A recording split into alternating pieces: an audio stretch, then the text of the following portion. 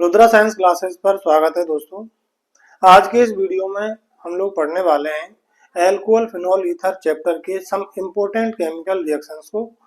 और ये जो केमिकल रिएक्शंस हैं लगभग 90% जो इस चैप्टर में से आने वाला है इन्हीं रिएक्शंस में से कवर अप हो जाएगा। तो इम्पोर्टेंट रिएक्शंस को, नेम रिएक्शंस को हम इस चैप्टर में कवर करने वाले हैं। यदि आप चैनल पर नए आए हैं तो चैनल को सब्सक्राइब कर लें, लाइक करें और सपोर्ट करें, शेयर करें। ठीक है, तो स्टार्ट करते हैं हम। एल्कीन का जलयोजन, हाइड्रेशन ऑफ एल्कीन, पहला इसमें रिएक्शन आती है। तो इस विधि के द्वारा हम एल्कोहल का निर्माण करते हैं, जिसमें दो पॉइंट इंपोर्टेंट है। पहला पॉइंट क्या है, इस विधि में डायरेक्ट हाइड्रेशन होता है।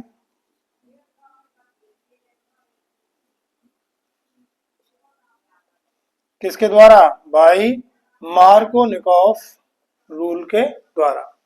मार्कोनिकॉफ रूल के द्वारा डायरेक्ट हाइड्रेशन होता है। कैसे? एग्जाम्पल देखिए, CH2 डबल बॉन्ड CH2, जलयोजन करवाएंगे हम H प्लस OH माइनस। अब चूंकि प्योर वाटर का आयनन कम होता है इसलिए हम यहाँ पर अम्लीय माध्यम में जलयोजन करवाते हैं। अम्लीय माध्यम में इसके आयनन की दर बढ़ जाती है। तो अब ये तो सिंपल है, सममित एल्कीन है, सिमेट्रिक एल्कीन है। तो यहाँ पर तो क्या होगा, आपको कुछ नहीं करना, पाई बंद तोड़ना है, एक पर हाइड्रोजन लगा देना है तो दूसरे पर OH लगा देना है। सिंपल प्रोडक्ट बन जाएगा आपका ethanol. CH3 CH double bond CH2 propene, ये असममित एल्कीन है। असममित एल्कीन मतलब डबल बॉन्ड के लेफ्ट साइड में CH3 है और राइट साइड में CH2 है। दोनों तरफ एल्किल समूहों की संख्या समान नहीं है। अब असममित एल्कीन पर जल का योजन कर रहे हैं हम, तो ऋणावेशित भाग जुड़ता है मार्कोनिकॉफ नियमानुसार। मार्कोनिकॉफ नियमानुसार क्या होता है, ऋणावेशित भाग उस असममित कार्बन पर जुड़ेगा जिस पर हाइड्रोजन परमाणुओं की संख्या कम होती है। तो इस असंतृप्त कार्बन पर हाइड्रोजन एक जुड़ा हुआ है और इस वाले असंतृप्त कार्बन पर दो हाइड्रोजन जुड़े हुए हैं। तो मार्कोनिकॉफ नियमानुसार OH माइनस जुड़ना चाहिए इस कार्बन पर। तो क्या बन जाएगा, CH3 और यहाँ पर जोड़ दिया हमने OH माइनस और यहाँ पर जोड़ दिया इस वाले कार्बन पर hydrogen CH3। Propane two all प्राप्त हो जाएगा। यहाँ पर मार्कोनिकॉफ रूल फॉलो हो रहा है, कब? असममित एल्कीन पर जल के योजन के दौरान। दूसरी रिएक्शन है हाइड्रोबोरेनन ऑक्सीकरण अभिक्रिया, हाइड्रोबोरेशन ऑक्सीडेशन रिएक्शन। ये भी अल्कोहल के निर्माण की एक अभिक्रिया है, बहुत इंपॉर्टेंट रिएक्शन है। इन दोनों अभिक्रियाओं में से एक रिएक्शन मोस्टली पूछ ली जाती है, कौन कौन सी? एक तो एल्कीन के जलयोजन द्वारा अल्कोहल का निर्माण और एक किसके द्वारा? हाइड्रोबोरेनन ऑक्सीडेशन के द्वारा अल्कोहल का निर्माण। तो इस अभिक्रिया को देखिए, CH3 CH double bond CH2, ये प्रोपीन की अभिक्रिया करा रहे हैं बोरेन के साथ, या तो डाइबोरेन के साथ करवाओ B2H6। और डाइबोरेन किसका द्विलक होता है? BH3 का द्विलक होता है, B2H6। ये बन गया। तो प्रोपीन की अभिक्रिया करा रहे हैं बोरेन के साथ टेट्राहाइड्रोफ्यूरेन की उपस्थिति में। यहाँ पर आप लोग डाइबोरेन भी यूज कर सकते हैं, B2H6। डाइबोरेन क्या होता है? बोरेन का द्विलक होता है, डाइमर होता है। तो ऐसा कोई खास यहाँ पर वो है नहीं, कुछ भी ले सकते हैं। तो इस अभिक्रिया में क्या होता है, इनडायरेक्टली, इसका पॉइंट समझिए, इनडायरेक्टली हाइड्रेशन होता है एल्कीन का, मतलब जलयोजन ही होगा। किसके अनुसार? By anti Markovnikov rule. प्रति मार्कोनिकॉफ नियमानुसार क्या होता है? हाइड्रेशन होता है। ठीक है, कैसे होगा देखिए जरा। BH3 जो है बोरेन, इसको अपनी सुविधा के लिए मैंने लिख दिया ऐसे BH2H। ठीक है, अब यहां पर क्या होगा, इस बॉन्ड का हमने विदलन किया, hydrogen is more electronegative than boron, तो ये साझे का इलेक्ट्रॉन युग्म हाइड्रोजन पर चला जाएगा। अपने पास बचा H माइनस BH2 प्लस। ठीक है, अब यहां पर क्या होगा, ये वाला जो इलेक्ट्रॉन युग्म है ये वाला शिफ्ट हो जाता है CH2 पर, तो यहां पर क्या होगा CH2 पर माइनस और इस वाले कार्बन पर CH वाले पर प्लस चार्ज आ गया। तो हमें क्या जोड़ना है, विपरीत आवेश। H माइनस किस पर जुड़ेगा, इस वाले कार्बन पर, और BH2 किस पर जुड़ेगा, इस वाले कार्बन पर। तो रिएक्शन होगी CH3, CH पर जुड़ जाएगा H माइनस, तो ये हो जाएगा CH2, और इस CH2 पर जुड़ जाएगा BH2। एल्किल बोरेन का निर्माण होगा पहले स्टेप में, और इस अभिक्रिया में फर्दर एल्कीन रिएक्शन करेगा इसके साथ में, और इस BH2 को सुविधा के लिए मैंने फिर ऐसे लिख दिया। फिर क्या करना है, वही स्टेप दोहराना है। यहां से हमको H माइनस निकाल देना है, फिर यहाँ पर क्या हो जाएगा पॉजिटिव, यहाँ पर नेगेटिव चार्ज, तो यहाँ से H माइनस निकला और इस पर पॉजिटिव चार्ज। तो फिर क्या होगा, ये वाला H माइनस तो जुड़ जाएगा एल्कीन के इस वाले कार्बन पर CH पर, CH2 हो जाएगा, और BH जुड़ जाएगा इस कार्बन पर, ये पूरा पार्ट। तो अपने पास क्या होगा CH3 CH2 CH2 ये था, और ऐसे ही ये H माइनस यहाँ जोड़ेंगे तो CH3 CH2 CH2 ये का होल ट्वाइस, इधर क्या बचा BH। डाई एल्किल बोरेन का निर्माण हुआ।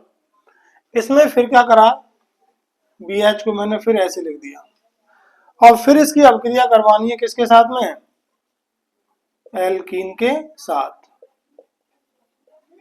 सेम प्रोसेस फिर रिपीट होगा। यहां से क्या निकलेगा H माइनस B प्लस, यहां से C माइनस CH प्लस।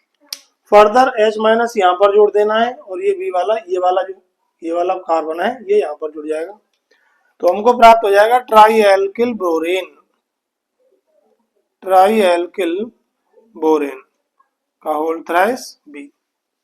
ये ट्राई एल्किल बोरेन है, ट्राई एल्किल बोरेन की अभिक्रिया क्षारीय माध्यम में हाइड्रोजन परऑक्साइड के साथ करवाते हैं। तो तीन दूनी छह हाइड्रोजन है और 6 ही ऑक्सीजन है। यहाँ पर मैंने समझने के लिए 6 OH लिख दिया, ऐसे 6 हाइड्रोजन और 6 ऑक्सीजन। अब क्या करना है आपको, कुछ नहीं करना, बस CH3 CH2 CH कितने हो गए 3,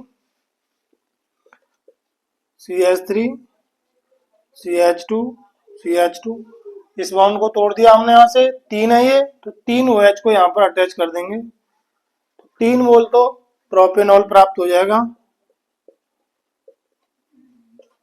अब यहां से क्या बचा H3BO3,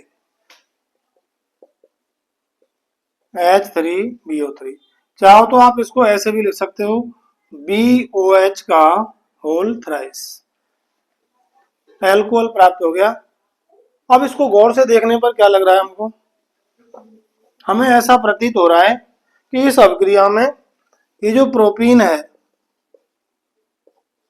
प्रोपीन है उस पर जल का योजन करवाया हमने H प्लस OH माइनस, किसके अनुसार, एंटी मार्कोनिकॉफ नियम के अनुसार।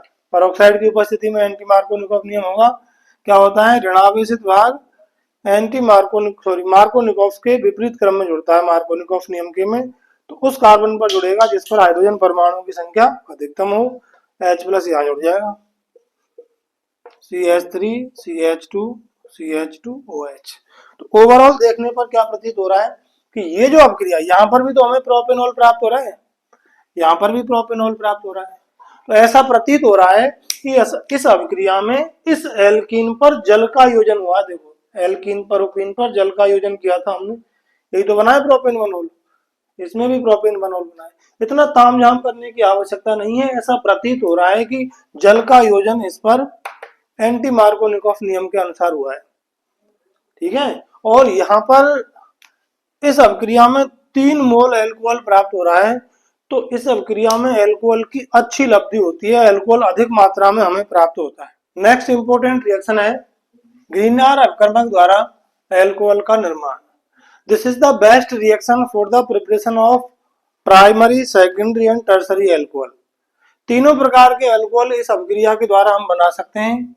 कैसे बनाएंगे, तो इसका एक सिंपल सा तरीका देखते हैं। इसमें क्या करते हैं, कार्बोक्सिलिक, इस अभिक्रिया में क्या करते हैं, कार्बोनिल यौगिकों की अभिक्रिया कराई जाती है ग्रीनर अपकर्मक के साथ में।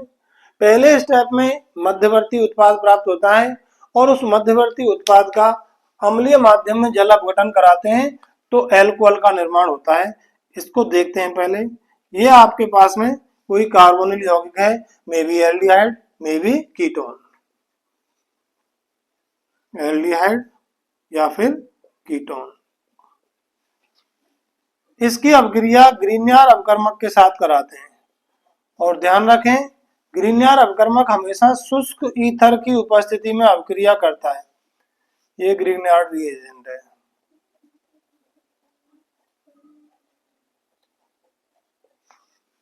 तो इसमें क्या होगा, इस कार्बोनिल आबंध में ऑक्सीजन की इलेक्ट्रोनेगेटिविटी ज्यादा होती है, तो ऑक्सीजन पर आंशिक ऋणावेश आ गया और कार्बन पर आंशिक धनावेश आ गया। आंशिक भी नहीं, पूर्ण लगा लो, समझना ही तो है। यहाँ पर नेगेटिव चार्ज और यहाँ पर पॉजिटिव चार्ज। इस बंध में क्या होगा, मैग्नीशियम धातु है, कार्बन क्या है, धातु, तो यहाँ पर क्या होगा, मैग्नीशियम पर पॉजिटिव चार्ज, कार्बन पर दे दिया हमने नेगेटिव चार्ज। अब क्या करना है हमको, कार्बन नेगेटिव इस कार्बन पॉजिटिव से जुड़ना है और मैग्नीशियम पर पॉजिटिव चार्ज ऑक्सीजन पर जोड़ देना है। तो पहले मध्यवर्ती बना, क्या बना, मध्यवर्ती। क्या होगा, यहाँ पर तो जोड़ दिया हमने R एल्किल समूह, कार्बन पर R, और ऑक्सीजन पर जोड़ दिया MgX,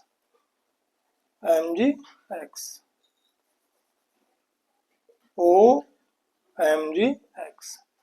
अब इसका हमें कराना है अम्लीय माध्यम में जल अपघटन, H plus OH minus in acidic medium. तो यहां से क्या होगा, O minus Mg plus OMg1 को तोड़ेंगे तो अब इस पर H प्लस तो जुड़ जाएगा ऑक्सीजन पर और OH माइनस जुड़ जाएगा मैग्नीशियम पर। उत्पाद बनेगा OH बन गया इधर R और ये बन गया क्षारीय मैग्नीशियम हैलाइड। ये जो उत्पाद बन रहा है ये एल्कोहल है। अब एल्कोहल प्राइमरी होगा, सेकेंडरी होगा, टर्सरी होगा, ये चीज डिपेंड करती है इस कार्बन की जो संयोजकताएं हैं, यहाँ पर आप लोग क्या लगा रहे हैं, कौन सा समूह यहाँ पर लगा रहे हैं, हाइड्रोजन लगा रहे हैं क्या कोई एल्कोहल समूह लगा रहे हैं, उसके अकॉर्डिंग ये यहाँ पर एल्कोहल का प्रकार प्राप्त होगा। तो प्राइमरी एल्कोहल कैसे बनाएंगे हम, प्राइमरी एल्कोहल बनाने के लिए क्या करना पड़ेगा, यहाँ पर देखो COH R ये था। तो प्राइमरी एल्कोहल के लिए यहाँ पर भी हाइड्रोजन होना चाहिए, यहाँ पर भी हाइड्रोजन होना चाहिए, ताकि RCH2OH हो जाए, RCH2OH हो जाए। ठीक है, तो यहाँ पर लेना पड़ेगा हमको फॉर्मेल्डिहाइड, C डबल बॉन्ड, ये है फॉर्मेल्डिहाइड।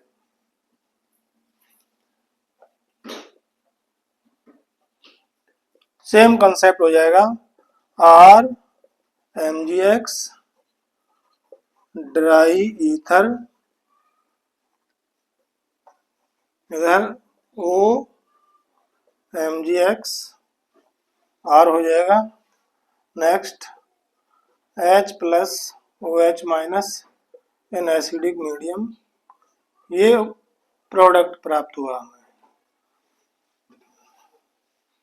R के स्थान पर कोई मान के चलिए मैथिल मैग्नीशियम ब्रोमाइड ले लिया हमने,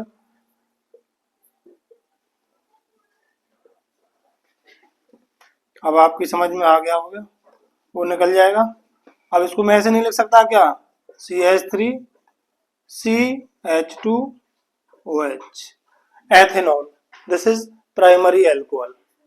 सेकेंडरी एल्कोहल बनाने के लिए क्या चाहिए हमको, सेकेंडरी एल्कोहल बनाने के लिए यहाँ पर कोई एक एल्किल समूह चाहिए। सपोज यहाँ पर CH3 लगा दिया हमने, तो यहाँ पर CH3 लगाया है, इसका मतलब यहाँ पर CH3 होना चाहिए कोई एक। कार्बोनिल कार्बन की दोनों संयोजकताओं में एक पर हाइड्रोजन होना चाहिए और एक पर एल्किल समूह होना जरूरी है।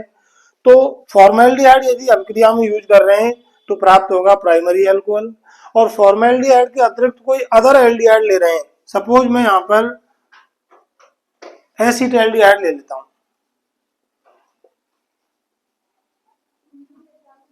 ये एसिटाल्डिहाइड है, इसकी अभिक्रिया कराई ग्रिग्नार्ड रिएजेंट के साथ में, तो देखो यहाँ पर CH3 चल रहा है, यहाँ पर CH3 चल रहा है, ये क्या हो जाएगा CH3, ये रहा CH, ये रहा, और इस पर क्या लग रहा है CH3, और ये OH, क्या है प्रोपेन टू ऑल, जो कि एक सेकेंडरी एल्कोहल है, द्वितीयक एल्कोहल है।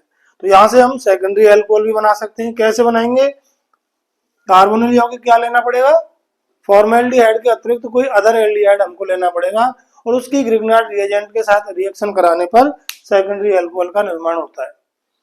टर्सरी एल्कोहल बनाने के लिए क्या चाहिए हमको, यहाँ पर भी एल्किल समूह चाहिए, दोनों पर एल्किल समूह आ जाए, तो ये बन जाएगा, यहाँ पर CH3 लगा दिया हमने, यहाँ पर CH3 लगा दिया, ये टर्सरी एल्कोहल हो गया। अब समझ में आ गया होगा, कुल मिला के यहाँ पर दोनों एल्किल समूह होंगे तो ये क्या होगा कीटोन। देखो यहाँ पर भी मैं CH3 लगा देता हूँ, क्या है एसीटोन, कीटोन है, ग्रिग्नार्ड रिएजेंट के साथ रिएक्शन ड्राई ईथर की उपस्थिति में मध्यवर्ती बना, जलयोजन करवाया इसका अम्लीय माध्यम में, ये बना, ये रहा सी। देखो इस कार्बन पर 3 मैथिल है, तो इस कार्बन पर 3 मैथिल लगा दी हमने, और इधर क्या जुड़ रहा है OH, क्या जुड़ रहा है इधर OH जुड़ रहा है, प्राप्त हो गया टर्सरी एल्कोहल। तो ग्रिग्नार्ड रिएजेंट के द्वारा टर्सरी एल्कोहल प्राप्त करने के लिए हमें ग्रिग्नार्ड रिएजेंट की अभिक्रिया कराई जाती है, किसके साथ में, कीटोन के साथ कराने पर टर्सरी एल्कोहल का निर्माण हो जाता है। ठीक है जी। अब हम बात कर लेते हैं ल्यूकास टेस्ट की। व्हाट इज ल्यूकास टेस्ट, ये भी बहुत इंपॉर्टेंट है। ल्यूकास टेस्ट एक तो आता है आपके हेलोजन डेरिवेटिव चैप्टर में, हेलो एल्केन्स और हेलो एरीन्स बारे में, एल्कोहल एल्किल हैलाइड के निर्माण में आया था, और यहाँ पर भी ल्यूकास टेस्ट आता है। तो एक बार रिपीट कर लेते हैं ल्यूकास टेस्ट को, देखिए क्या होता है। सबसे पहले हम बात करते हैं ल्यूकास रीएजेंट क्या होता है। तो ल्यूकास रीएजेंट होता है, ल्यूकास अपकर्मक होता है निर्जल ZnCl2 और सांद्र HCl का मिश्रण, ये ल्यूकास अपकर्मक कहलाता है, ल्यूकास रिएजेंट कहलाता है। और इसकी अभिक्रिया जब एल्कोहल के साथ करवाते हैं तो एल्किल क्लोराइड का निर्माण होता है, और चूंकि हम जानते हैं एल्किल क्लोराइड जल में विलय होते हैं, तो अब देखो यहाँ पर पूरी कहानी समझ में निकल के आएगी। मैं प्राथमिक द्वितीयक तृतीयक तीनों एल्कोहलों का टेस्ट यहाँ पर कराने जा रहा हूँ।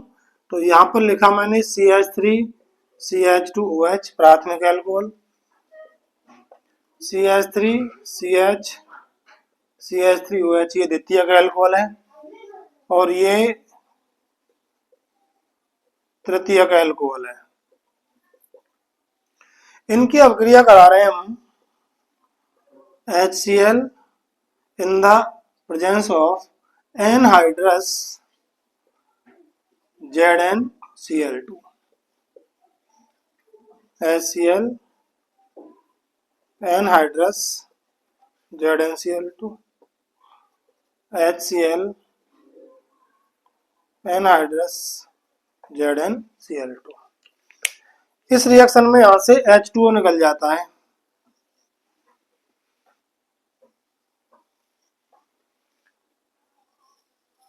H2O निकलता है इस रिएक्शन में, और OH का रिप्लेसमेंट हो जाता है किसके द्वारा, हेलोजन के द्वारा, Cl आ जाएगा OH के स्थान पर। तो ये नाभिक स्नेही प्रतिस्थापन अभिक्रिया है और SN1 अभिक्रिया है, एक अणुक नाभिक स्नेही प्रतिस्थापन अभिक्रिया होती है। तो यहाँ पर लिख सकते हैं आप लोग SN1 मैकेनिज्म के द्वारा हो रहा है, SN1 मैकेनिज्म के द्वारा अभिक्रिया होती है संपन्न। यहाँ पर देखते हैं क्या बनता है। CH3CH2Cl, CH3CH2Cl plus H2, CH3CH2 sorry CH3Cl, CH3CH3CH3Cl, H2O भी लिख देंगे। अब चूंकि हम जानते हैं एल्किल हैलाइड जल में एवले होते हैं, प्राइमरी एल्कोहल, सेकेंडरी एल्कोहल और टर्सरी एल्कोहल। तो यहाँ पर देखिए प्राथमिक एल्कोहलों की SN1 अभिक्रियाओं की प्रतिक्रियाशीलता सबसे कम होती है और टर्सरी एल्कोहल की SN1 अभिक्रियाओं की प्रतिक्रियाशीलता सबसे अधिक होती है। तो यहाँ पर देखिए टर्सरी एल्कोहल है, SN1 अभिक्रियाओं के प्रति शीघ्रता से रिएक्शन करेगा और यहाँ से तुरंत यहाँ पर तृतीयक एल्किल हैलाइड और जल प्राप्त होगा। अब चूंकि हम जानते हैं एल्किल क्लोराइड जल में कम विलेय होते हैं, अल्प विलेय होते हैं, लगभग नगण्य होती है इनकी विलेयता, जिसके कारण जल में टर्बिडिटी आ जाएगी, मैलापन आ जाता है, गरलापन आ जाता है तुरंत जल में। इसका मतलब यदि तुरंत एल्कोहल की अभिक्रिया ल्यूकास रिएजेंट के साथ कराने पर तुरंत मैलापन आ रहा है, तुरंत टर्बिडिटी आ रही है, इसका मतलब कौन सा एल्कोहल है? तृतीयक एल्कोहल। ये इमीडिएटली, ये रिएक्शन कैसे होती है? इमीडिएट।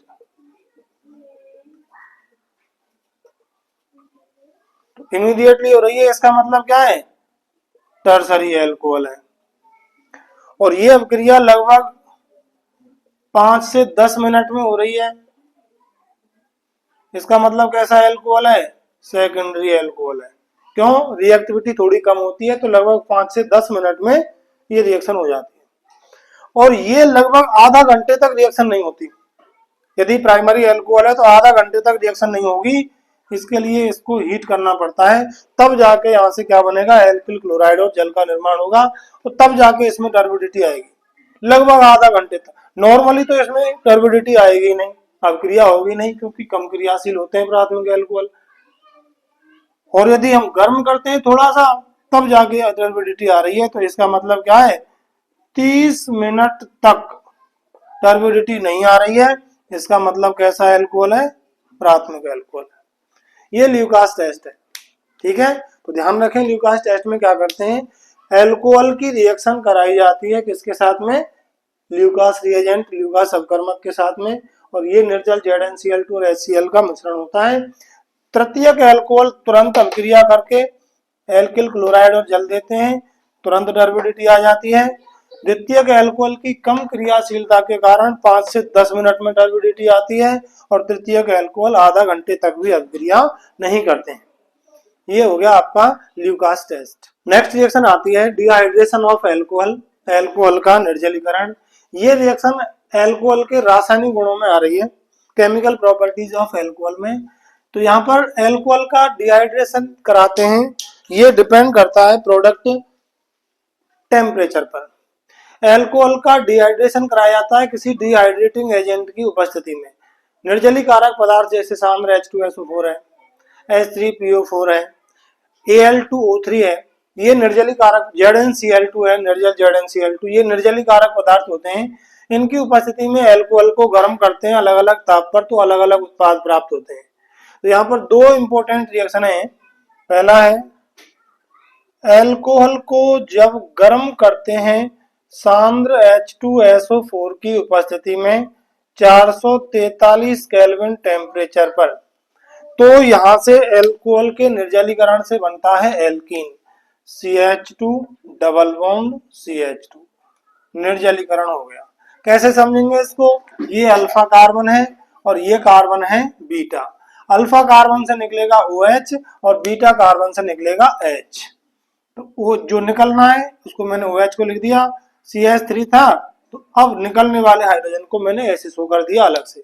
हटा दो इसको, जो जा रहा है तो जाने दो ना, तुम पकड़ के क्यों बैठे हो? ये जा रहा है यहाँ से, तो इसको अलग कर दिया मैंने, H2 निकाल दिया, H2O निकल गया, डिहाइड्रेशन हो गया और एथीन का निर्माण हुआ है। दूसरा एग्जाम्पल CH3 CH2 CH2OH। ये अल्फा कार्बन है, ये बीटा कार्बन है। क्या करना है, बीटा कार्बन से इस CH2 को मैंने ऐसे लिख दिया। क्या करना है, अल्फा से OH निकालना है, बीटा से हाइड्रोजन निकालना है। H2O निकल जाएगा यहाँ से, क्या बनेगा, सेम कंडीशन है, CH3, यहाँ से बच गया CH, double bond CH2, propene का निर्माण हुआ और H2O निकल गया। ये लो, जल निकाल दिया हमने। अब एल्कीन का निर्माण हो रहा है। मैं कह रहा हूं CH3, CH2, CH, OH, CH3, इसको गर्म कर रहे हैं हम सांद्र H2SO4 की उपस्थिति में 443 केल्विन ताप पर। तो ये अभिक्रिया होती है according to Saytzeff rule, Saytzeff नियमानुसार होती है। और सेटजेफ नियम क्या कह रहा है,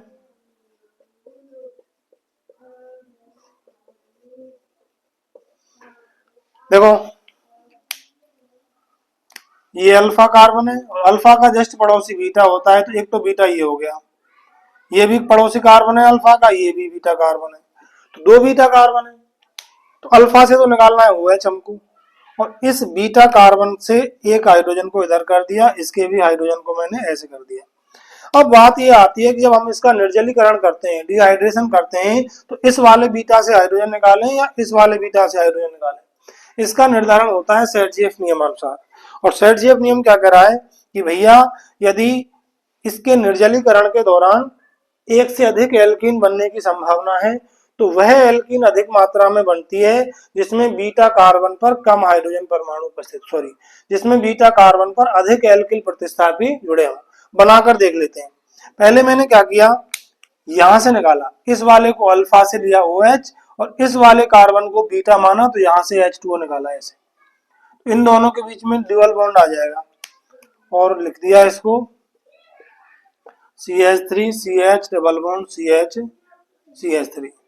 ठीक है जी, तो ये वाला अल्फा है, अल्फा कार्बन, और ये वाला बीटा कार्बन लिया है। नाम है इसका ब्यूट 2इन। क्या है, ब्यूट 2इन।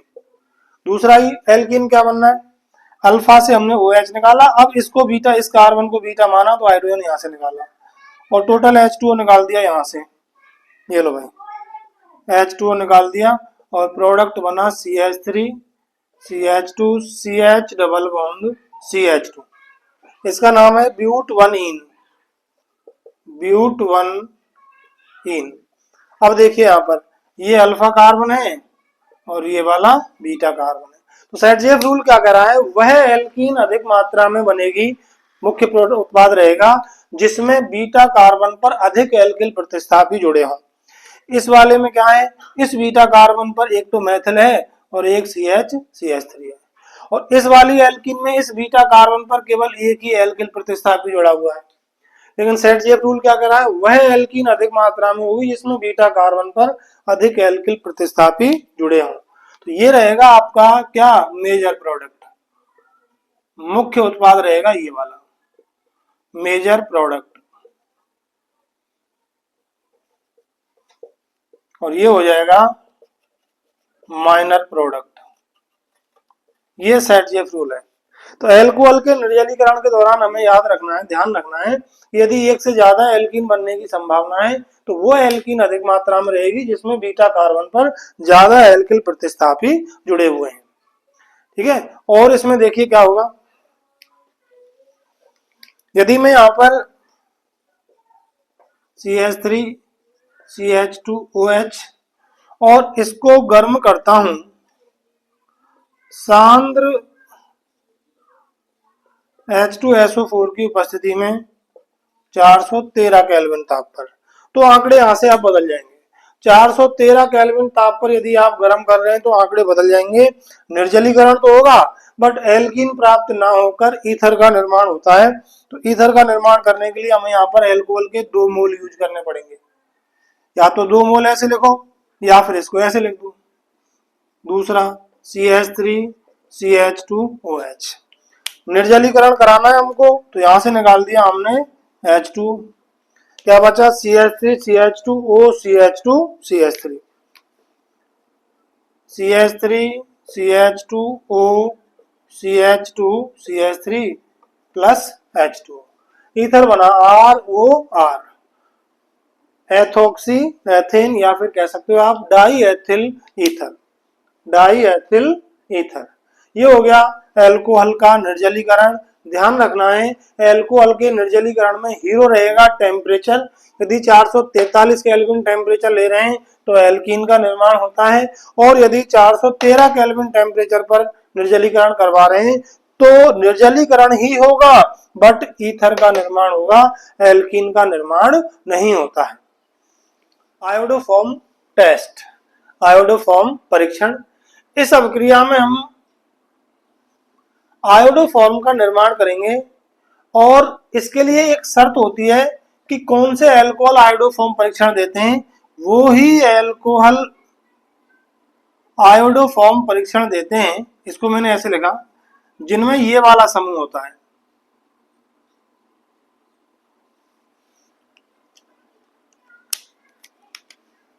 ऐसे अल्कोहल जिनमें OH जिस कार्बन पर जुड़ा हुआ उस पर एक मैथिल समूह जुड़ा हो, ऐसे अल्कोहल आयोडोफॉर्म परीक्षण देते हैं। जैसे यहां पर मान चलिए मैं H लगा देता हूं, तो क्या होगा, ये हो जाएगा CH3 CH2OH, मतलब एथेनॉल आयोडोफॉर्म परीक्षण देता है। यहां पर मान के चलिए मैं CH3 लगा देता हूं, तो ये हो जाएगा CH3OH CH3। Propane two all भी आयोडोफॉर्म परीक्षण देता है।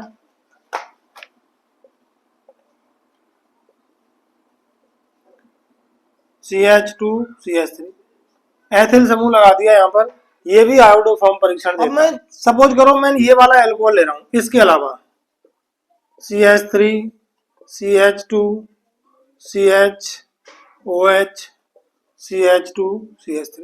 अब बताइए क्या ये वाला एल्कोहल आयोडोफॉर्म परीक्षण देगा? नहीं, बिल्कुल नहीं देगा, क्योंकि इसमें OH जिस कार्बन पर जुड़ रहा है उस पर मैथिल समूह नहीं जुड़ा हुआ है, एथिल समूह जुड़ा हुआ है।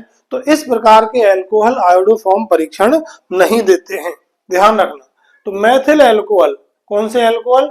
जिनमें CHOH जिस कार्बन पर जुड़ा हुआ है उस पर यदि मैथिल समूह जुड़ा हुआ है तो वो एल्कोहल ही आयोडोफॉर्म परीक्षण देते हैं, बाकी एल्कोहल आयोडोफॉर्म परीक्षण नहीं देते।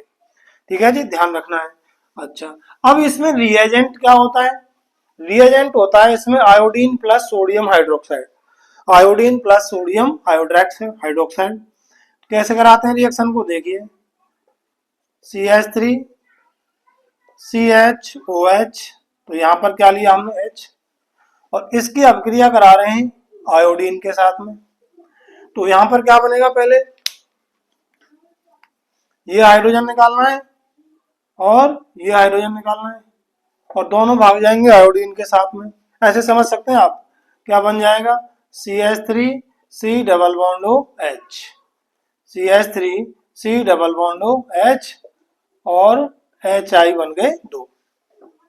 या फिर आप ऐसे ले सकते हैं CH3 CHO, CH3 CHO, ऐसे भी इसको ले सकते हैं।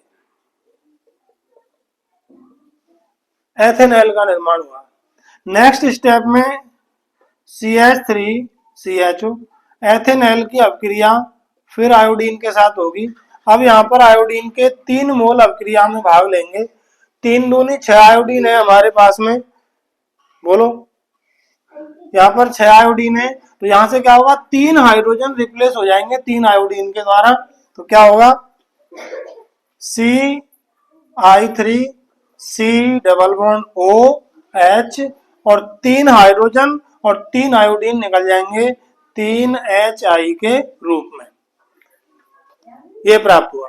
अब नेक्स्ट स्टेप में ये वाला जो आयोडल है CI3 CHO, ये अभिक्रिया करेगा सोडियम हाइड्रोक्साइड के साथ में, और ये जो वाला पार्ट है ये बनाता है कौन सा, सोडियम का कार्बोक्सिलिक लवण, और ये वाला पार्ट बनाता है आयोडोफॉर्म। कैसे, मैंने यहां से हाइड्रोजन को उठाया और ये बना दिया CHI3 CHI3, और इधर से क्या बचा, HCOONA HCOONA सोडियम फॉर्मेट प्राप्त हुआ। तो इससे मतलब है हमें, ये है आपके पास में आयोडोफॉर्म, ये बनाना था। तो ओवरऑल अभिक्रिया को लिखना चाहो तो कैसे लिखेंगे? सबसे पहले हमारे पास में एथेनॉल है, CH3CH2OH। इसकी अभिक्रिया आयोडीन के साथ करा रहे हैं। कितने आयोडीन हो गए टोटल? 4, 4I2। और क्या है रिएक्टेंट में? NaOH। प्रोडक्ट में क्या होगा? इसको काट देंगे, इसको काट देंगे। अब प्रोडक्ट साइड देखिए क्या बन रहा है। एक तो मेन प्रोडक्ट को लिखा CHI3 आयोडोफॉर्म, दूसरा HCOONA सोडियम फॉर्मेट, और क्या बचा? 3 और 2 5HI, 5HI। ये अभिक्रिया कहलाती है। चाहो तो आप डायरेक्ट भी अभिक्रिया को याद रख सकते हैं।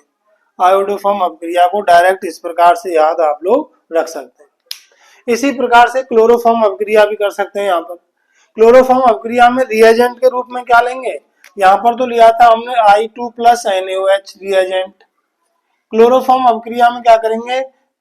Cl2 प्लस NaOH का उपयोग करते हैं। सेम प्रोसेस होता है, आयोडीन के स्थान पर क्लोरीन रहेगा, बस इतना अंतर है। क्लोरोफॉर्म BDC से फिनॉल का निर्माण, फिनॉल्स फ्रॉम BDC। BDC यहाँ पर है benzene diazonium chloride, BDC। BDC से फिनॉल का निर्माण कैसे करेंगे हम?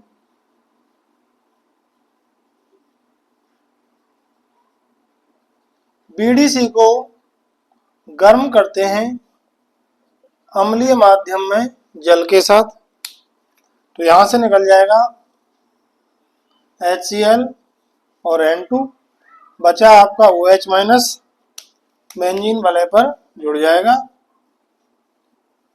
और फिनॉल का निर्माण हो जाता है। ये रहा फिनॉल। बहुत सिंपल रिएक्शन है। इसके बाद में नेक्स्ट रिएक्शन, ये BDC है भाई, बेंजीन डाइएजोनियम क्लोराइड। इसके बाद में आ जाता है डॉज प्रोसेस।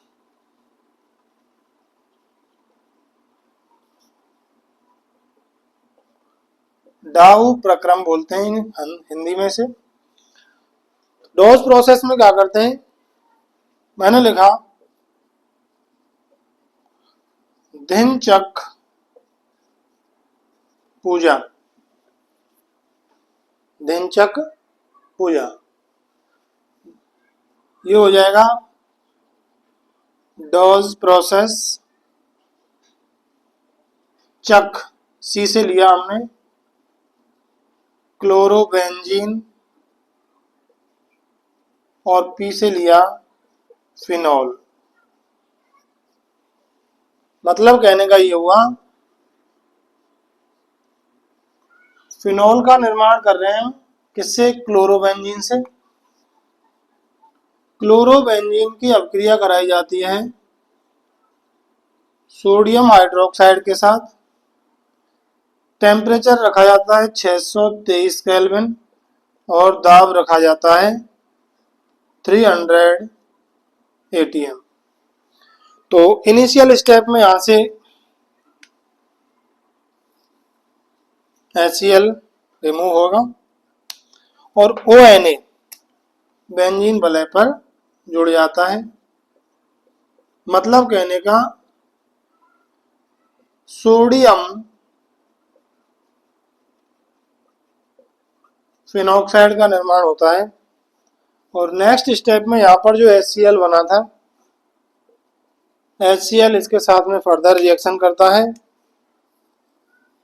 NaCl निकल जाएगा और हाइड्रोजन ऑक्सीजन पर जुड़ जाता है और जुड़कर फिनॉल का निर्माण कर लेता है। ये रहा फिनॉल। ये होती है डाउ प्रक्रम, डॉज प्रोसेस। सिंपल रिएक्शन है, इसको डायरेक्ट भी लिख सकते हैं आप, डायरेक्ट भी लिख सकते हैं। कैसे? क्लोरोबेंजीन, पहला स्टेप क्या है? NaOH eight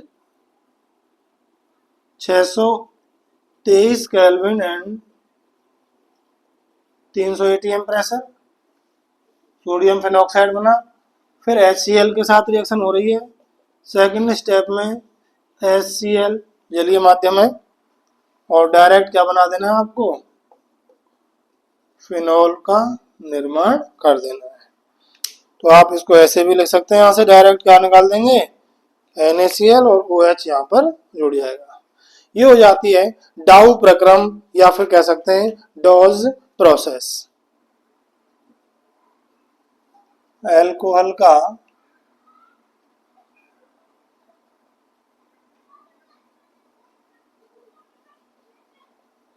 विहाइड्रोजनीकरण, dehydrogenation of alcohol.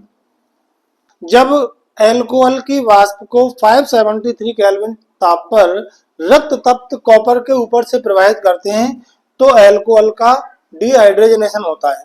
तो ऐसे समझिए, CH3 CH2OH ये एल्कोहल वेपर है। एल्कोहल वेपर को रक्त तप्त कॉपर एट 573 केल्विन 573 केल्विन ताप पर कॉपर रक्त तप्त हो जाएगा। अब एल्कोहल की वाष्प को इसके ऊपर से प्रवाहित करते हैं तो एल्कीन का निर्माण होगा, यहाँ पर एल्डिहाइड का निर्माण होगा। सॉरी, देखो एक तो OH का हाइड्रोजन निकलता है और एक अल्फा कार्बन का हाइड्रोजन निकलेगा। तो अल्फा कार्बन के हाइड्रोजन को मैंने यहाँ पर H ऐसे शो कर दिया, तो यहाँ से डिहाइड्रोजनेशन होगा, H2 निकल जाएगा, अपने पास बच जाएगा CH3CHO CH3CHO और ये हो गया हाइड्रोजन का निष्कासन। एथेनॉल का निर्माण हुआ, मतलब एल्डिहाइड प्राप्त हुआ किससे, एथेनॉल से। एथेनॉल क्या है, प्राइमरी एल्कोहल। तो ध्यान रखें, प्राथमिक एल्कोहल के विहाइड्रोजनीकरण से एथेनॉल का निर्माण होगा। अब द्वितीयक एल्कोहल का एग्जाम्पल ले लेते हैं। ये द्वितीयक एल्कोहल है, इसकी वाष्प को 573 केल्विन ताप पर रक्त तप्त कॉपर के ऊपर से प्रवाहित करेंगे तो एक हाइड्रोजन तो निकालना है हमें OH समूह का, एक निकालना है अल्फा कार्बन से। तो यहाँ से निकल जाएगा H2 और कार्बन और ऑक्सीजन के बीच में द्विआबंध उत्पन्न हो जाएगा, डबल बॉन्ड जनरेट हो जाएगा। ये निकल गया हाइड्रोजन, क्या है ये, प्रोपेनॉन, मतलब कीटोन प्राप्त हुआ। तो सेकेंडरी अल्कोहल के डिहाइड्रोजनेशन से हमें कीटोन प्राप्त होते हैं। टर्सरी का भी देख लेते हैं, लगे हाथ, CH3 इस पर और इस पर OH। इसके साथ बेचारे के साथ थोड़ी सी प्रॉब्लम है, और प्रॉब्लम है इसके साथ में कि अल्फा कार्बन पर हाइड्रोजन नहीं है। अल्फा कार्बन पर हाइड्रोजन की अनुपस्थिति के कारण यहाँ पर डिहाइड्रोजनेशन नहीं होता है, विहाइड्रोजनीकरण नहीं होगा। तो यहाँ पर क्या होगा, इसके अल्फा कार्बन से जो बीटा कार्बन जुड़े हुए हैं उसमें से हमें किसी एक बीटा कार्बन से हाइड्रोजन निकालना होगा और अल्फा कार्बन से क्या होगा, OH निकालना पड़ेगा। तो यहाँ पर डिहाइड्रोजनेशन ना होकर एलिमिनेशन रिएक्शन होती है, निर्जलीकरण होता है। यहाँ से H2O निकल जाएगा और इस कार्बन और इस CH2 के बीच में डबल बॉन्ड जनरेट हो जाएगा। तो प्रोडक्ट हमें एल्कीन प्राप्त होगा, ना कि एल्डिहाइड और कीटोन। तृतीयक एल्कोहल के विहाइड्रोजनीकरण नहीं होता है, क्यों नहीं होता, अल्फा कार्बन पर हाइड्रोजन की अनुपस्थिति के कारण। इसका निर्जलीकरण होता है और निर्जलीकरण होने से क्या बनता है, एल्कीन का निर्माण हो जाता है। बुवियल प्लांक रिडक्शन रिएक्शन में क्या करते हैं, एस्टर का रिडक्शन कराते हैं, CH3COO C2H5, इसका रिडक्शन कराते हैं किसके द्वारा, सोडियम और एथेनॉल के द्वारा। 4 हाइड्रोजन लिए, तो यहाँ से क्या प्राप्त होता है, 4 हाइड्रोजन में से हमें पहले तो ये बॉन्ड तोड़ना है, ध्यान रखना, ये बॉन्ड तोड़ते हैं तो 3 हाइड्रोजन तो यहाँ पर यूज हो जाएंगे, CH2OH, CH3 CH2OH, 2 हाइड्रोजन इस कार्बन पर जुड़ेंगे और 1 हाइड्रोजन इस ऑक्सीजन पर जुड़ जाता है। बचा एक हाइड्रोजन, वो इस ऑक्सीजन पर जुड़ जाएगा, तो CH3 CH2 C2H5 OH, 2 ethanol प्राप्त हो जाएगा। एस्पिरिन का निर्माण कैसे करते हैं?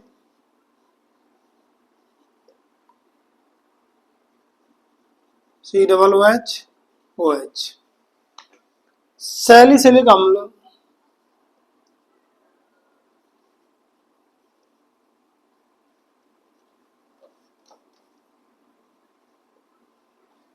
की अभिक्रिया कराते हैं एसिटिक एनहाइड्राइड के साथ।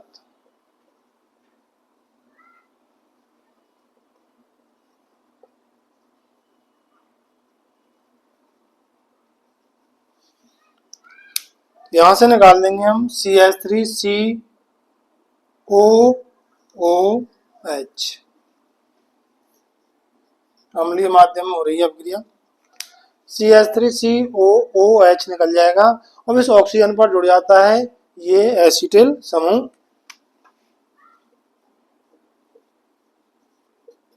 COOH इस वाले ऑक्सीजन पर जुड़ जाएगा C double bond O CH3 और साइड प्रोडक्ट हो गया CH3COOH। इसको बोलते हैं एस्पिरिन।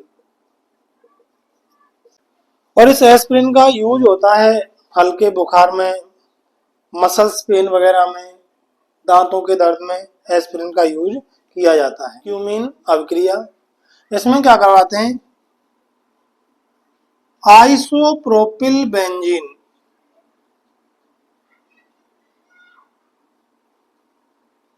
ये आइसोप्रोपिल बेंजीन है।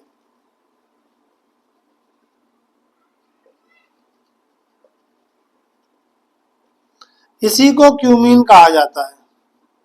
आइसोप्रोपिल बेंजीन का ऑक्सीडेशन करवाया जाता है, एरियल ऑक्सीडेशन। वायु में इसको खुला छोड़ देते हैं तो इसका ऑक्सीडेशन होता है और यहाँ पर ये दोनों ऑक्सीजन आके जुड़ जाते हैं तो मध्यवर्ती उत्पाद प्राप्त होगा हमको COOH। बाकी CH3 जहाँ जुड़े हुए थे वो एज इट इज जुड़े रहते हैं।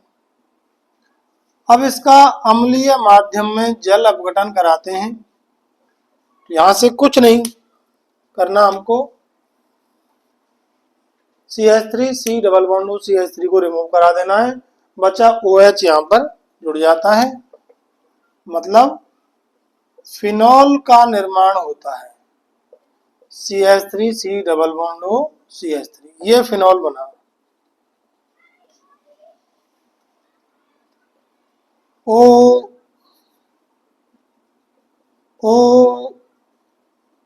कमीने फिनॉल, ये इसका नारा बना लो आप, क्यूमीन रिएक्शन का नारा है ओ कमीने फिनॉल। कमीने stand for cumene, O stand for oxidation, और क्या बन रहा है इसमें? फिनॉल बन रहा है। मतलब क्यूमीन का ऑक्सीडेशन कराने पर फिनॉल का निर्माण हो रहा है। फिनॉल का नाइट्रीकरण,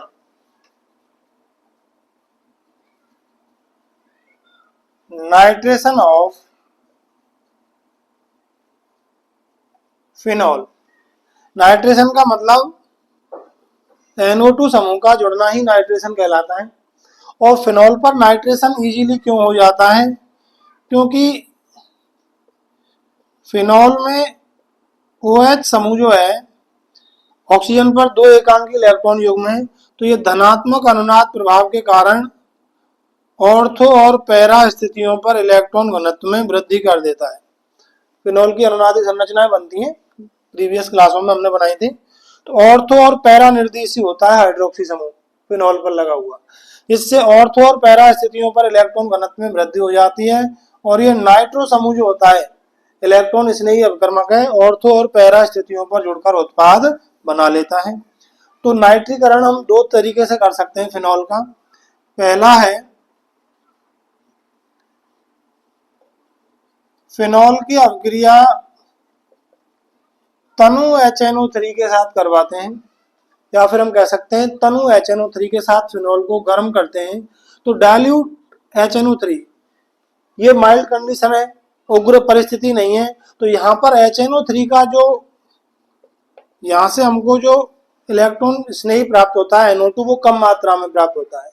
ये कम प्रभावी रहता है तनु अवस्था में।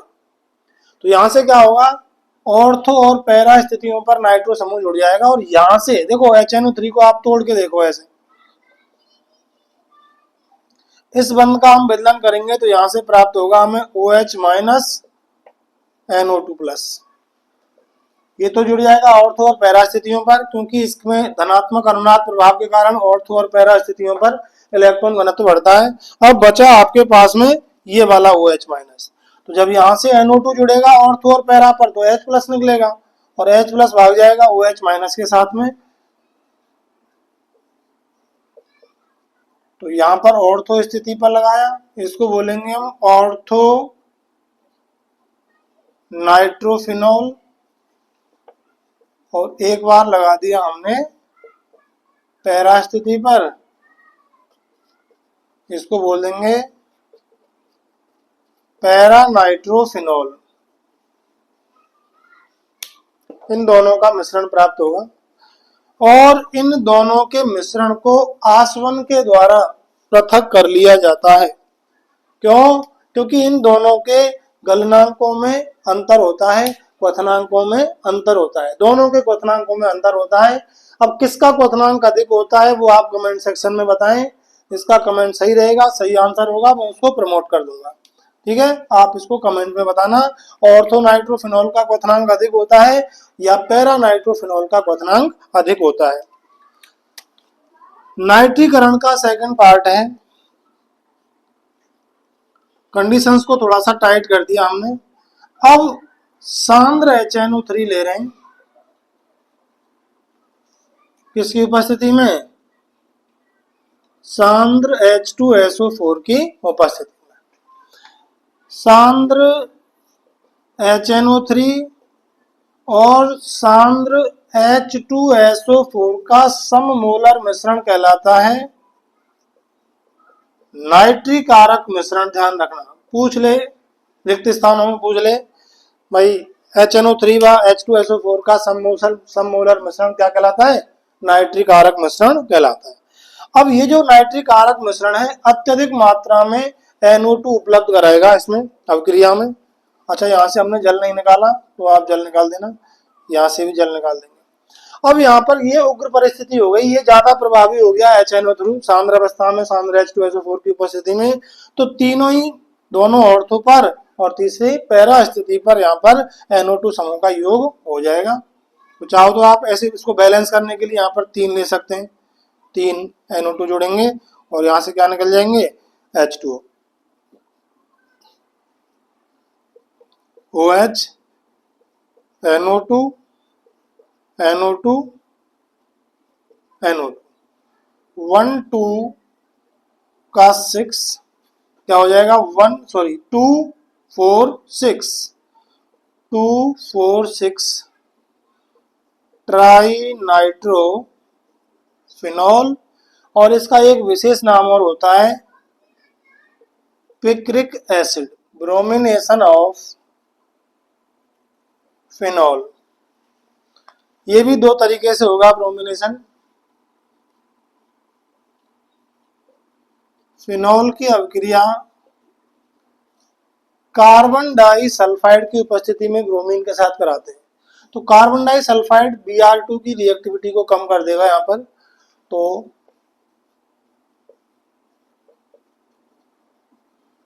ऑर्थोब्रोमोफिनॉल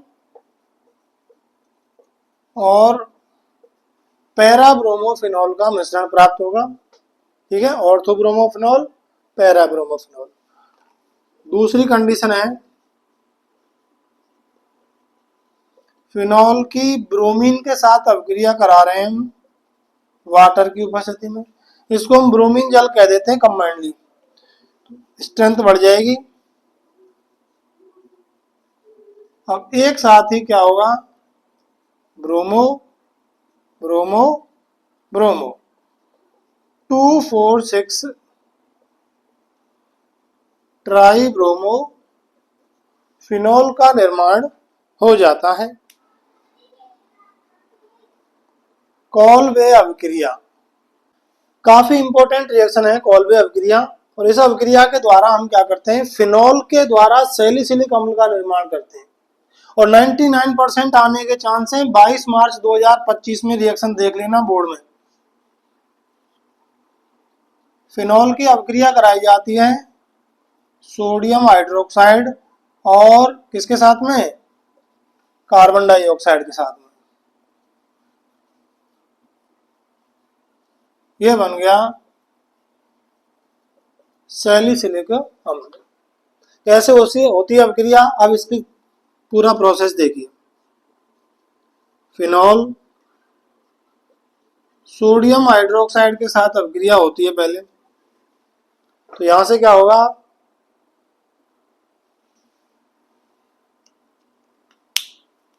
हमने निकाल दिया H2O, ONA यहां पर जुड़ जाता है, सोडियम फिनॉक्साइड का निर्माण होगा। अब यहां पर CO2 जुड़ेगा। CO2 को अपनी सुविधा के लिए हमने ऐसे लिख लिया। अब यहां पर क्या करते हैं, अभिक्रिया करानी हमको, तो यहां से इस बंध को तोड़ेंगे तो एक संयोजकता ऑक्सीजन पर फ्री होती है, एक कार्बन पर फ्री होती है, और यहां पर जो हाइड्रोजन था उसको जोड़ देंगे हम यहां पर इस ऑक्सीजन पर। ठीक है, तो क्या होगा,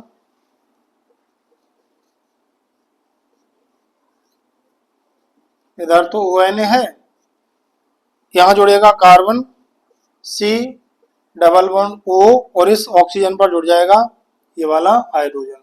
हटा दें, चलिए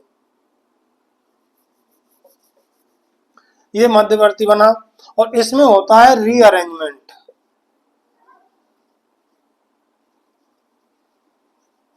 रीअरेंजमेंट डबल आर, कैसे, Na आ जाएगा H के स्थान पर और H चला जाएगा सोडियम के स्थान पर, OH COO Na नहीं बन रहा, बनेगा OH COO Na।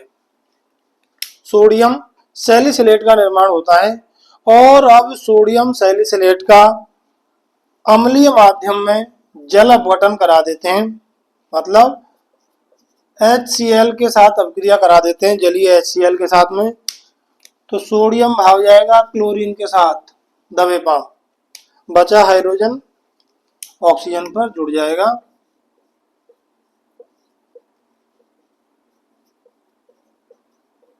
ये बन गया सैलिसिलिक एसिड। बहुत इंपॉर्टेंट कंपाउंड है। अभी इसकी सहायता से हमने थोड़ी देर पहले एस्पिरिन का निर्माण किया था, सैलिसिलिक अम्ल का किया था, नहीं किया था, सैलिसिलिक अम्ल की अभिक्रिया एसिटिक एनहाइड्राइड के साथ करवाई थी, तो एस्पिरिन का निर्माण किया था। ये हो गई आपकी कॉलवे अभिक्रिया। और इसी से सिमिलर, जस्ट मतलब थोड़ा सा अंतर है इसमें, और इसी के लगभग समान अभिक्रिया आती है आपकी राइमर टीमन अभिक्रिया।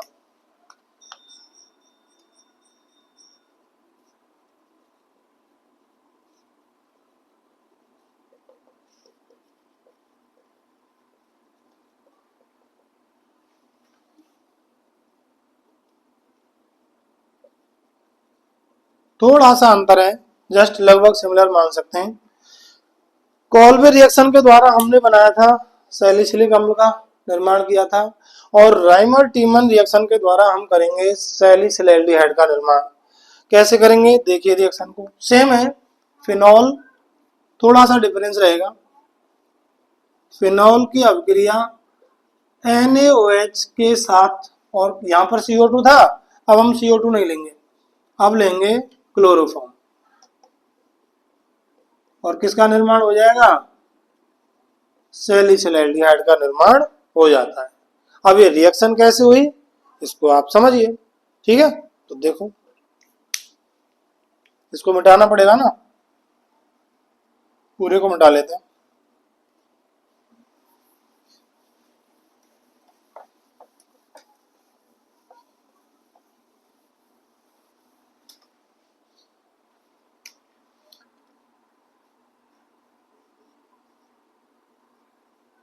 फिनॉल की अभिक्रिया पहले कराई हमने CHCl3 के साथ में, तो यहाँ पर हाइड्रोजन था और यहाँ से एक क्लोरीन। आओ एक दूसरे के साथ भाग चले हम, एक क्लोरीन निकल गया, यहाँ से एक हाइड्रोजन निकल गया HCl। अब बचा CHCl2, फिनॉल CHCl2 मध्यवर्ती। नेक्स्ट स्टेप में यहाँ पर NaOH के साथ अभिक्रिया कराते हैं, या तो 2NaOH ले लो डायरेक्ट, या फिर मैंने समझने के लिए ले लिया NaOH को 2 को ऐसे। जन्म जन्म का साथ है सोडियम और क्लोरीन का, निकल गया NaCl, NaCl1 NaCl2, 2NaCl निकल गया। अब क्या बचा, इस CH पर एक ऑक्सीजन हाइड्रोक्सी और दूसरा हाइड्रोक्सी, दो संयोजकता मुक्त हो रही है ना, तो यहाँ पर बन जाएगा ब्रो OH और CH पर OH। नहीं ये हो नहीं सकता, क्या नहीं हो सकता भाई, एक मयान में 2 तलवार संभव नहीं है, एक कार्बन पर 2 हाइड्रोक्सी समूह पॉसिबल नहीं है, इसलिए यहां से क्या होगा, तुरंत H2O का निष्कासन होता है, तुरंत H2O का निष्कासन होगा। यहां से ये निकल गया पानी और ये CHO बच गया आपका, OH और CHO, क्या बना, सैलिसिलैल्डिहाइड। ऑक्सीडेशन ऑफ फिनॉल, फिनॉल का ऑक्सीकरण, फिनॉल का ऑक्सीकरण कराना है Na2Cr2O7 अम्लीय माध्यम में ऑक्सीडेशन कराते हैं, इसका मतलब ऑक्सीकरण मिलेगा हमको, तो इसकी पैरा स्थिति पर ऑक्सीजन जुड़ जाएगा O, this is benzoquinone, benzoquinone का निर्माण हो जाता है। और नेक्स्ट रिएक्शन आ जाती है reduction of phenol,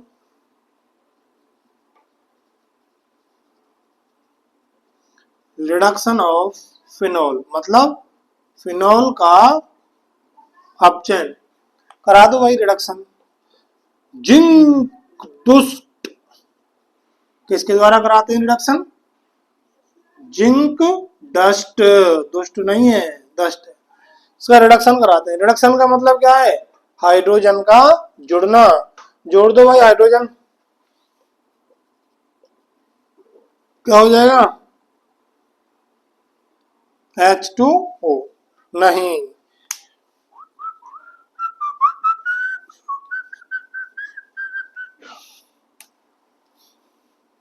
zinc dust के द्वारा जब इसका रिडक्शन कराते हैं तो जिंक ले, दुष्ट है ना, दुष्टता दिखाएगा, लेके भाग जाएगा ऑक्सीजन को, डस्ट का। और समझ सकते हैं, जिंक दुष्ट, दुष्ट है, हरामखोर है, ऑक्सीजन को लेके भाग गया, बोलो फिनॉल का निर्माण हो जाएगा, फिनॉल का बेंजीन का निर्माण हो जाएगा। विलियमसन सिंथेसिस रिएक्शन, कई बार इसको विलियमसन ईथर संश्लेषण भी अभिक्रिया कह देते हैं। तो इस अभिक्रिया में क्या करते हैं, सोडियम एल्कोक्साइड की अभिक्रिया एल्किल हैलाइड के साथ करवाते हैं। तो भैया जन्म जन्म का साथ है सोडियम और हैलोजन का, क्या निकल जाएगा NaCl, क्या बना ROR, ROR, NaX निकल गया। ये हो गई आपकी कौन सी, विलियमसन सिंथेसिस रिएक्शन। एसीटोन की उपस्थिति में रिएक्शन कराते हैं हम,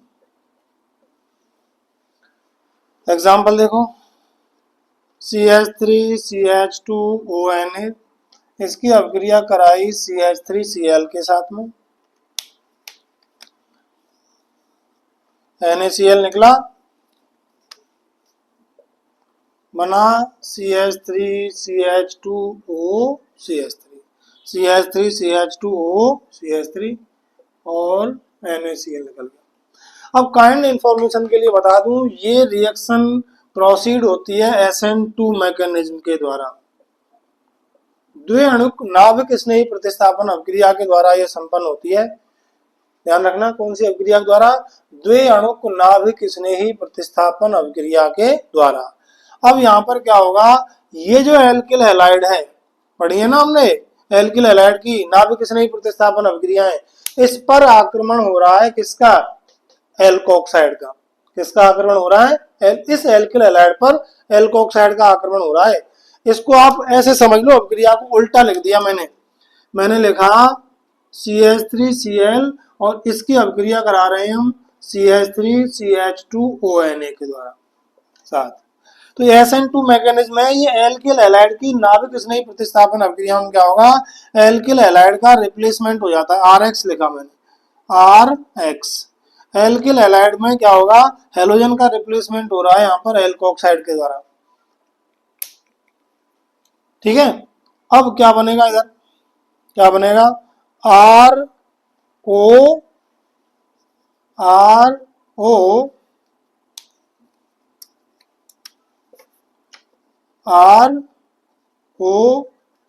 CH2CH3 ईथर का निर्माण हुआ।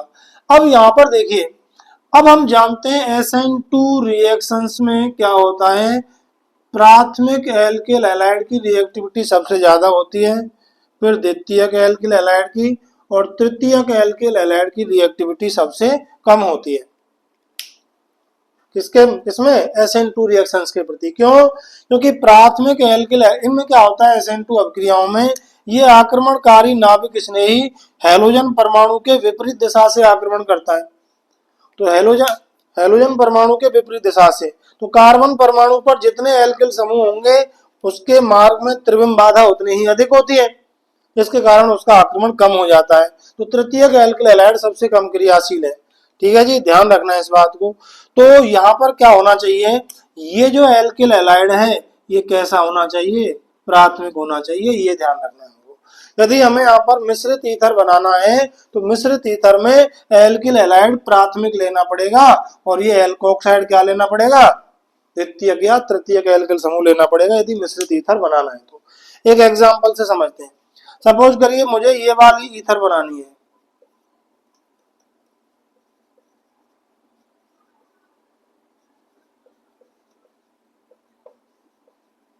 ये वाला ईथर बनाना है। ठीक है, किसके द्वारा? विलियमसन सिंथेसिस रिएक्शन के द्वारा। तो यहाँ पर देखिए दो एल्किल समूह, एक तो ये रहा और एक ये रहा, ये प्राथमिक एल्किल समूह है और ये तृतीयक एल्किल समूह है।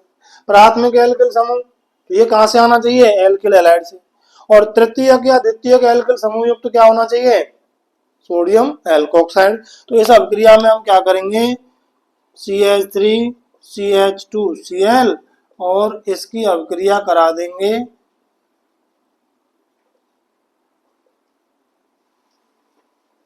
सोडियम टर्सरी ब्यूटॉक्साइड के साथ में। क्यों? ये प्राथमिक एल्किल हैलाइड है, इनकी क्रियाशीलता अधिक होती है SN2 अभिक्रियाओं के प्रति। ठीक है जी, ध्यान रखना इस बात को। ये बन जाएगा आपका, ये हो गई आपकी कौन सी अभिक्रिया, विलियमसन सिंथेसिस रिएक्शन। ईथर की इलेक्ट्रोफिलिक सब्स्टिट्यूशन रिएक्शंस पढ़ने वाले हैं हम। देखिए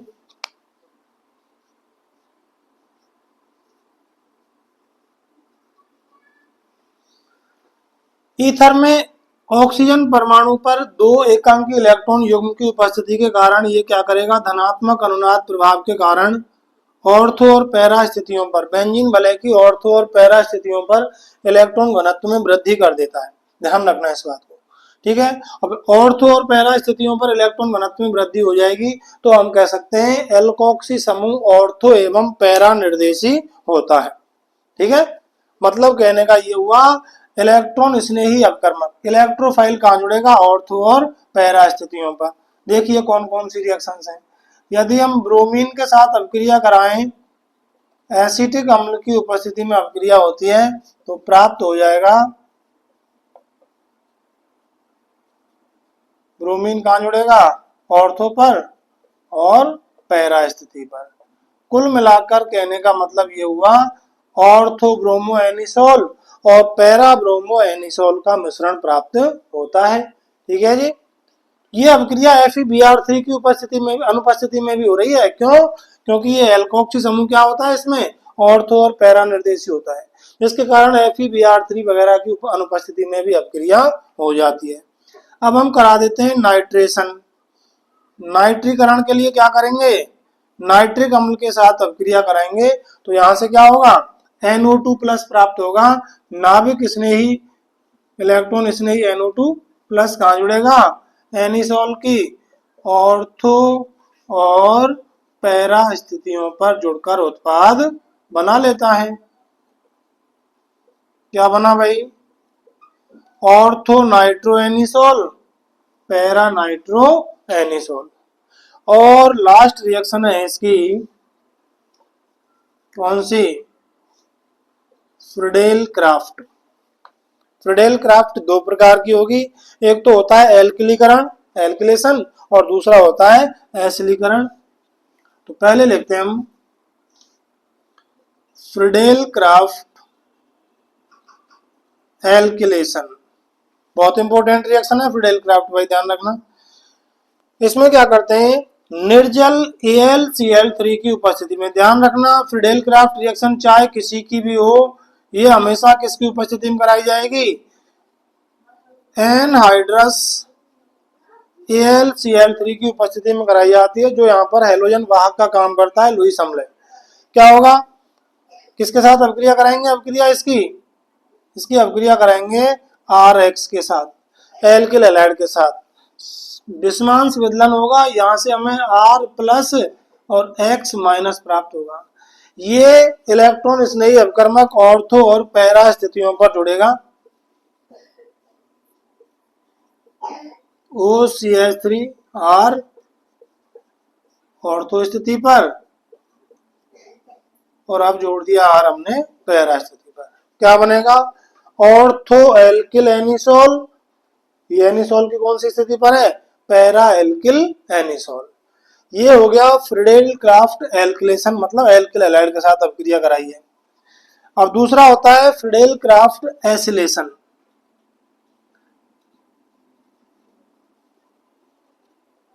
इसमें क्या कराते हैं, वही सेम एनहाइड्रस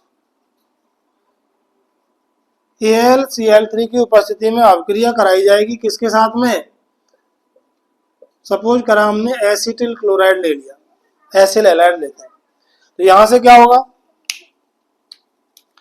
इस CCl आबंध का विषमांश विदलन होकर CH3C double bond plus Cl minus.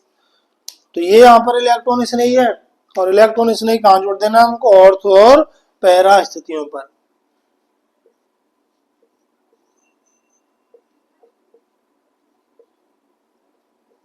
C double bond CH3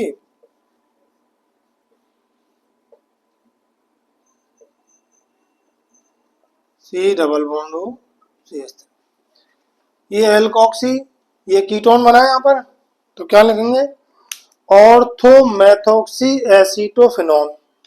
ये क्या हो जाएगा, पैरामेथोक्सी एसीटोफिनोन, कीटोन का निर्माण हो जाएगा। तो ये हो गई इस चैप्टर की नेमिंग रिएक्शंस और इम्पोर्टेंट रिएक्शन। उम्मीद है इन अभिक्रियाओं में से लगभग इस चैप्टर की जितने भी मार्किंग है, लगभग 70% मार्किंग इन अभिक्रियाओं में से पूरी हो जाने चाहिए। ठीक है, उम्मीद करें नेक्स्ट वीडियो लेके आ रहे हैं एल्डिहाइड कीटोन कार्बोक्सिलिक अम्ल वाले चैप्टर की नेमिंग रिएक्शंस और इम्पोर्टेंट रिएक्शंस को। ठीक है, यदि आप चैनल पर नए आए हैं तो भैया सपोर्ट करें, चैनल को सब्सक्राइब कर लें, बेल आइकन दबा लें, ताकि नया वीडियो आते ही आपको नोटिफिकेशन मिल जाए। धन्यवाद।